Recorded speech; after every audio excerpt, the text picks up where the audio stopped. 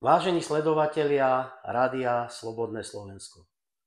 Touto znielkou, ktorú ste počuli, začne v piatok 14.11. o 19.00 prvé živé vysielanie z Rádia Slobodné Slovensko. Mojím partnerom a kolegom v tejto relácii bude Palo Mindek zo Žiliny, ktorý ho poznáte, viete, že sme niekedy v minulosti robili reláciu Slovensko-české hity, bola to hudobno-zábavná relácia, kde sme hrali pesničky na želanie. Rozprávali sa tam vtipy, rôzne všelijaké zážitky, malo to u vás veľký ohlas a dokonca nás počúvali aj zo zahraničia.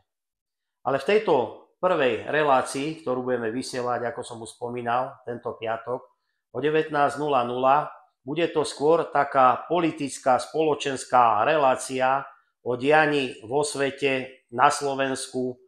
A chcem vám povedať, že témy tejto relácie si budete tvoriť vy, sami posluchači a sledovatelia.